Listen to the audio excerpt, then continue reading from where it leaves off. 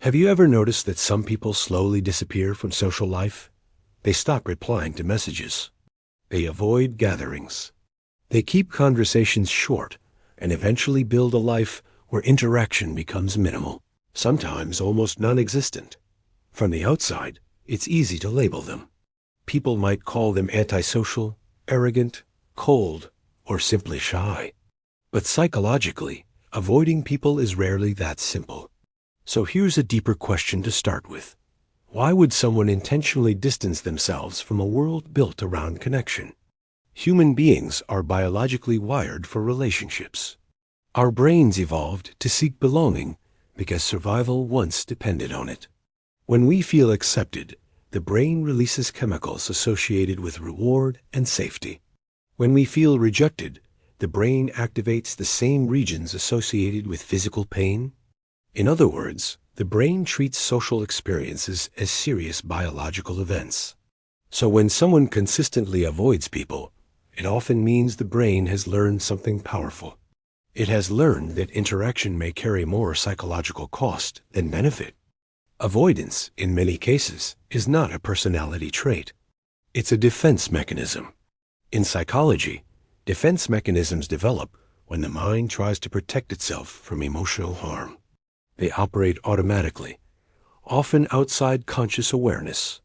When someone repeatedly experiences disappointment, rejection, betrayal, or emotional overload in social situations, the brain begins categorizing interaction as something potentially dangerous. Instead of confronting situations that might trigger anxiety, humiliation, or conflict, the person reduces exposure to those situations altogether. Avoidance becomes a form of emotional protection. But this raises another important question. What teaches the brain to see connection as risky in the first place? Often, the answer lies in early relational experiences.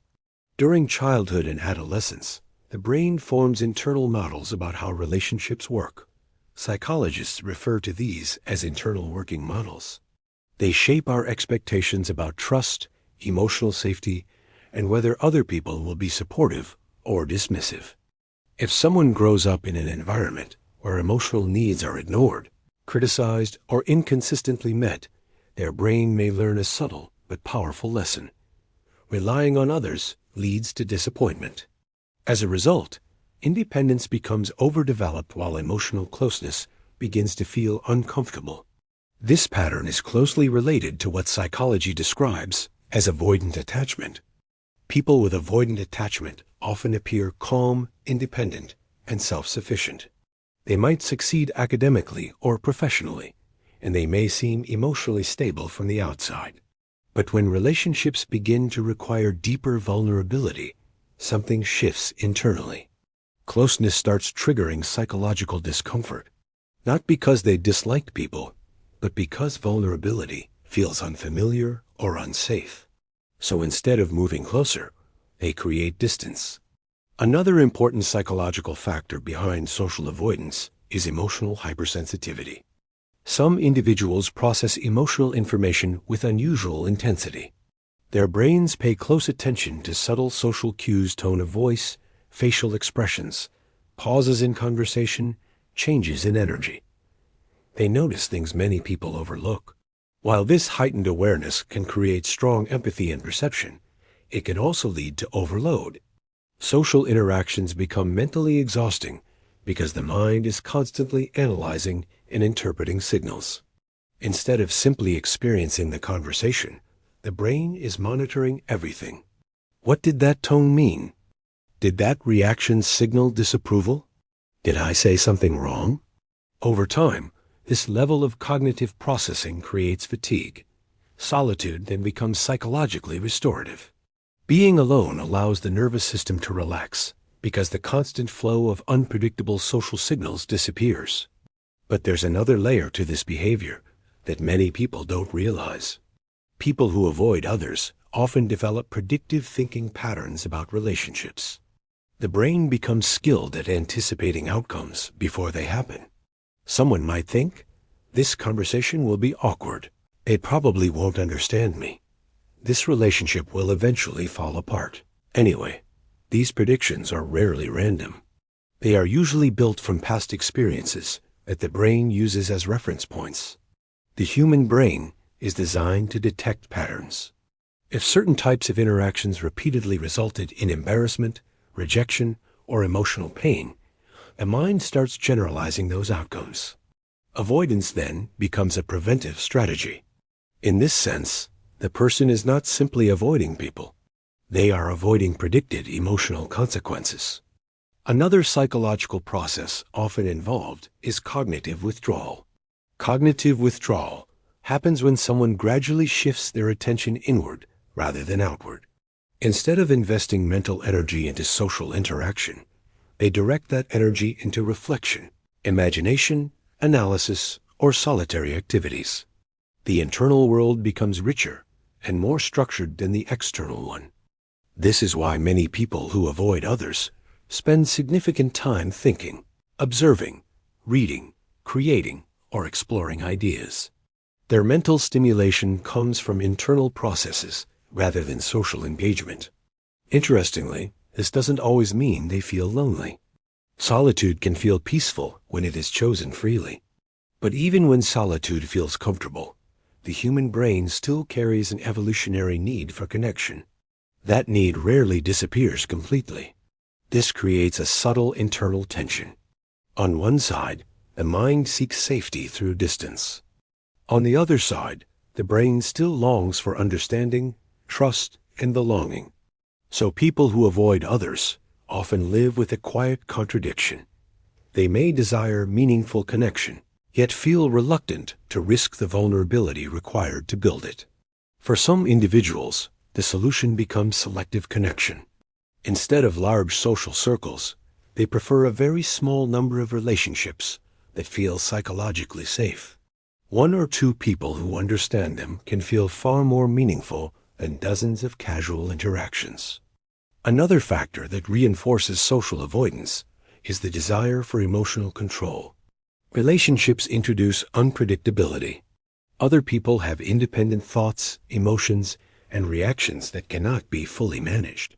For individuals who previously experienced chaotic or emotionally unstable relationships, this unpredictability can trigger discomfort. Solitude restores control. When someone is alone, they decide the pace of their day, the amount of stimulation they experience, and the level of emotional exposure they allow. There are no unexpected arguments, hidden judgments, or complicated social dynamics. From the brain's perspective, solitude becomes associated with stability. Over time, avoiding people can also become part of someone's identity. They may begin describing themselves as someone who prefers being alone, someone who doesn't need others, or someone who avoids drama. Once this belief becomes part of their self-concept, behavior naturally follows that narrative. The mind prefers consistency between identity and action. But sometimes the deeper reasons behind that identity remain unexplored.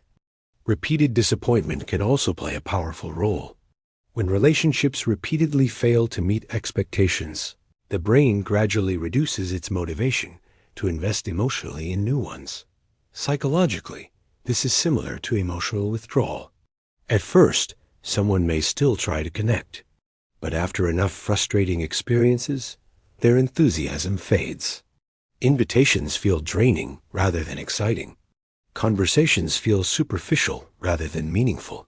The mind begins asking a quiet question: is the emotional effort of connection worth it? And sometimes the brain answers by choosing distance.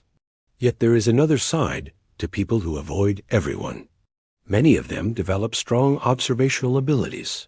Because they spend more time reflecting than reacting, they often notice patterns in human behavior that others overlook.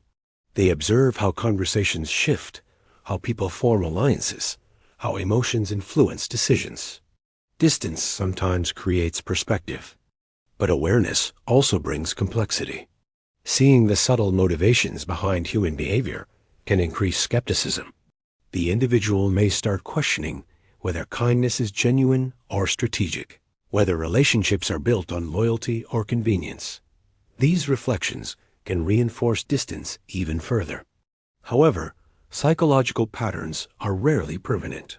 The brain constantly updates its beliefs based on new experiences. A single relationship built on trust and emotional safety can slowly reshape internal expectations about connection. But that process requires something difficult: risk. The risk of vulnerability, the risk of being misunderstood, the risk of emotional exposure. For someone who has spent years building protective barriers, that risk can feel enormous. So the psychology of people who avoid everyone is not simply about introversion or dislike of others. It is about emotional learning, cognitive prediction, self-protection, and the brain's attempt to balance two powerful needs: safety and connection. Sometimes safety wins. Sometimes connection waits quietly beneath the surface. And perhaps the most important question is this: when someone distances themselves from the world, are they truly rejecting people? Or are they protecting parts of themselves that never felt safe enough to be fully seen? Before you leave, take a moment to think about it. How many people around you seem distant, quiet, or hard to reach, but might actually be carrying experiences you can't see? And if you're someone who tends to avoid people, is it because you genuinely prefer solitude? Or because life once taught your mind that distance feels safer than trust? If this topic made you reflect or see human behavior from a new perspective, share your thoughts in the comments. Your experience or opinion might help someone else understand themselves a little better. And if you enjoy exploring the deeper psychology behind human behavior, make sure to like the video and subscribe to the channel so you don't miss the next one. Because sometimes understanding the mind changes the way we see the world, and the people in it